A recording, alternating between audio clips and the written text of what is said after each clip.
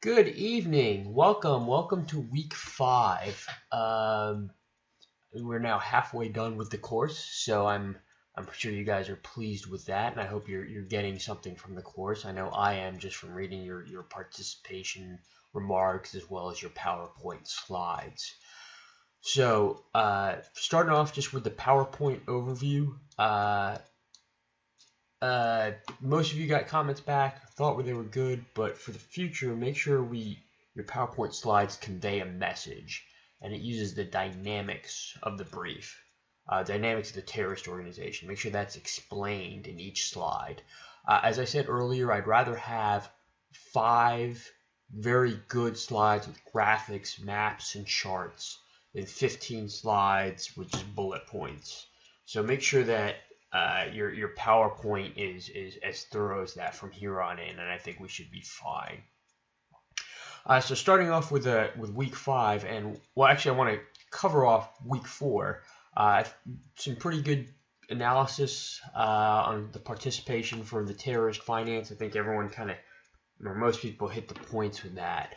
But one thing that didn't get talked about were the dynamics with terrorist finance and what becomes when you have a decentralized group, or when a group becomes more decentralized, and how that impacts finances.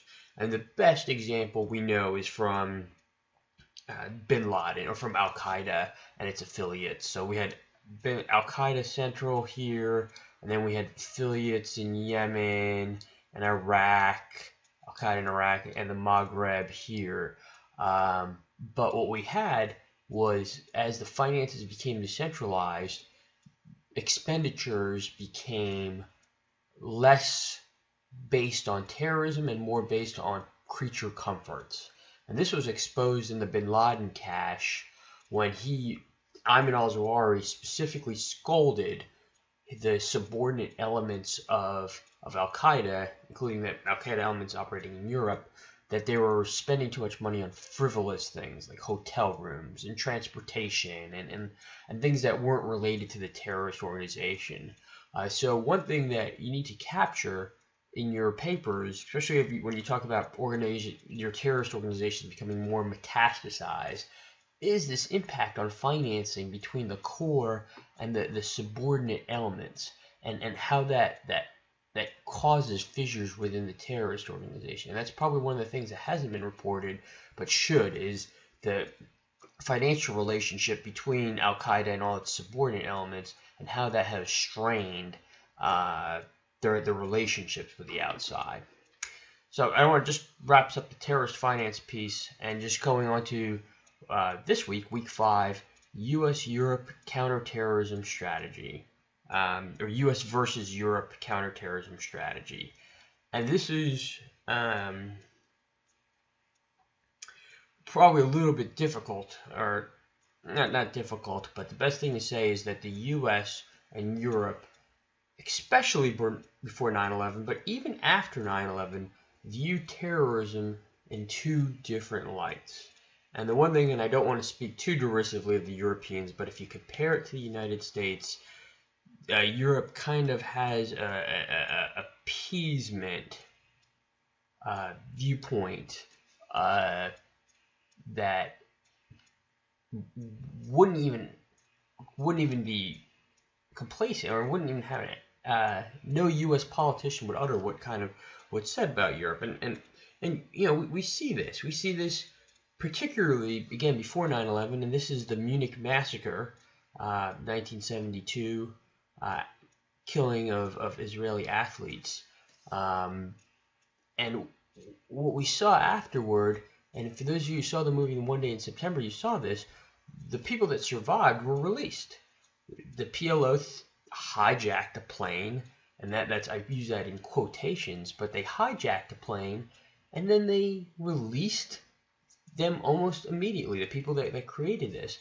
That happened not just after Munich, but that happened several times in the late 60s and 70s, where someone would take a hijacked aircraft and they would demand some sort of ransom, usually some left-wing or PLO group demand some ransom, and the Europeans were all too willing to give it. we see that even now. When you're talking about things like Somali piracy, the Europeans cave in and usually pay the ransom of the pirates. They pay the ransom for Al Qaeda in North Africa. So different perspectives traditionally. Some of that has changed. Right now France is involved in kinetic actions in Al Qaeda against Al Qaeda in North Africa. Some of the other European countries have been more aggressive with facing terrorists, but kind of a different perspective than we see in the United States. And the question is why?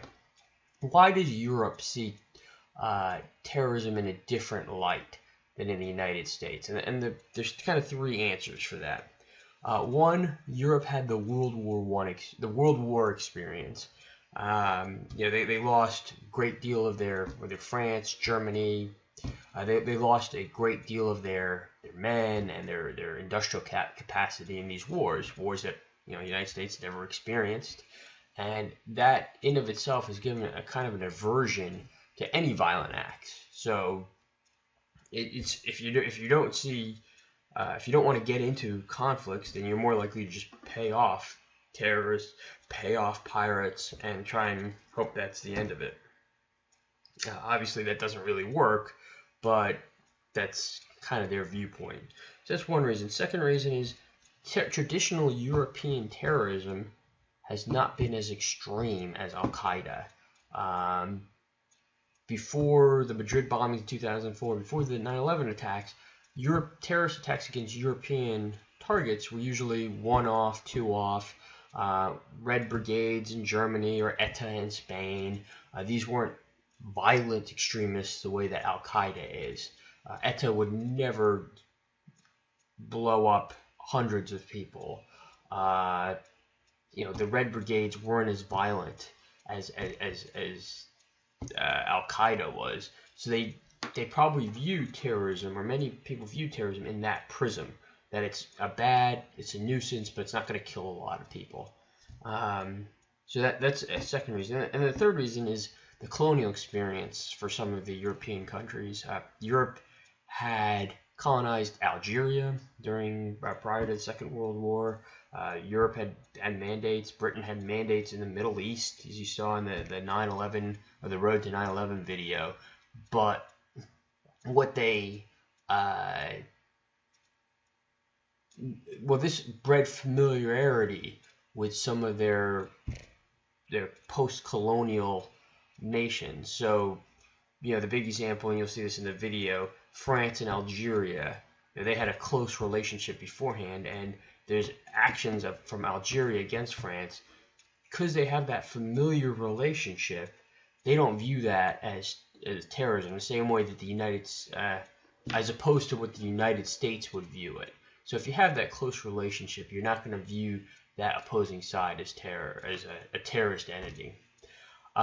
So that's kind of the kick off the U.S. versus European counterterrorism viewpoint, and you'll see these if you work in this business. I know I see this.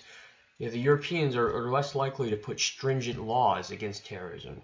They're less likely to put stringent actions, aviation safety. You're not going to find medical or the same level of advanced screening at airport checkpoints in Europe as you would in the United States. Europeans are less likely to confiscate funding and other property, even if there's known terrorist entities. Europeans aren't willing to crack down, or less likely to crack down, on clerics who have a very anti-Western view that are operating right in their backyard. 9/11, key example. Several of the 9/11 hijackers participated in Germany in very anti-Western mosques that weren't being monitored by the Germans, and this continues to this day. So again, two different perspectives. Your readings kind of covered a little bit more detail, and it'd be interesting what people say on the discussion board. Shifting over here. So the next question is, are we winning the global war on terrorism? There's two answers to this. There's obviously a yes answer and a no answer. and the readings are a little old, especially the Van Evera reading, and he pretty much emphatically says, no, we're not winning the global war on terror. And he uses Iraq as an example, but this was Iraq before the Sunni awakening. I, on the other hand, kind of will say yes, and I'd be curious what you guys also think about this. And there's several reasons why I think that yes, we're winning kind of the global war on terror, or at least we're advancing our cause. The first is a very successful, and this is worth mentioning, it's in the news now, Predator program, high value targeting, hitting insurgents in their backyards in Pakistan, Yemen, North Africa. We've been very successful in not only denying them sanctuary, but denying them the ability to train, plan, operate at a scale that we saw before 9/11. And if you want to narrow the definition, yes, we've Al Qaeda is not reconstituted as they did before 9/11, and if we use extensive Predator drones, extensive ISR technology, it's unlikely they will. So that's a pretty big in our win column. Second win, I use this as an example here, and it's kind of what we're going to see in the future. This is the Philippines, and it doesn't hit the news very often, but we invested a small contingency in the Philippines and worked with the Filipino partners to pretty much deny Al Qaeda sanctuary there. And this was involved everything from military training to civil assistance to in these southern islands in the Philippines here. And very successful program. More importantly, a very inexpensive program. And this will probably be a wave of the future. We have small members of special operations combined with robust civilian side to deny enemy sanctuary, and they did it very cheaply, a lot cheaper than you see in Iraq and Afghanistan. And they were very effective. So that's a pretty big win. Another win I would say is just the integration between intelligence, intelligence agencies, domestic intelligence, local law enforcement, federal law enforcement. Something that we didn't have before 9/11, and something that's actually been pretty effective right now. So I put that as a big win, or a big head in the win column. And the final thing is here. This is Saudi Arabia, and for those of you, you saw in the 9/11 video how Saudi Arabia was such a hostile, or at least their people were in such a hostile state that many of them participated in 9/11, many of them participated in anti-American riots. A lot of that has changed in the last 10 years, and Saudi Arabia was a big base for Wahhabism, and there's been some reforms by Abdullah, and that's his picture there, that have decreased that effect. So, in my answer, those are kind of the victorious parts of, I know we don't call it the global war on terror, but some of the actions we've seen in the last 11 years. The no right here is probably things that we can't say victory. And what you have here is Pakistan, right here, particularly after the Osama bin Laden raid and the killing of some Pakistani sentries by our troops on the Afghan-Pakistan border. And I would say 2012, 2013 was probably the low point of U.S.-Pakistan relationships. And if you want to say there's success in global war on terror, you can't say it if you say that Pakistan is still a tinderbox with its dozens of nuclear weapons. No one could say that. You can't be successful in global war on terror and have Pakistan teetering on the edge or have such poor relations. So that's a big loss for the global war on terror. Second loss I would just say is this right here, Yemen. Some analysts say it's gotten better after the death of Awlaki and Samir Khan, who are two of the AQAP operatives in Yemen. Others have said that it's just gotten worse. You can't. Al Qaeda has sprung pretty robustly in Yemen. The question is, does it present a threat to our security? I would probably say yes, and they continue to try and conduct attacks on airplanes, on the homeland. They distribute propaganda, QAP does, that affects uh, disenfranchised youth throughout the world. So if you can't say we've won the global war on terror with, again, Yemen kind of teetering on the brink as it is. And then the final point is the U.S. homeland here, and this is the attack on Boston. Picture of it right here. You can't say we've won it when you have continued attacks. This was Boston. Before was the Times Square. Before that was the Fort Hood shooting. If we continue to see disaffected Muslims in our country and they can still operate in a lone wolf factor, then you really can't say we've won the global war on terror. Those are probably our three no categories there. So with that being said, that wraps up the lecture for week 5. Please, if there's any issues, shoot me an email, and I look forward to talking to you soon. Take care.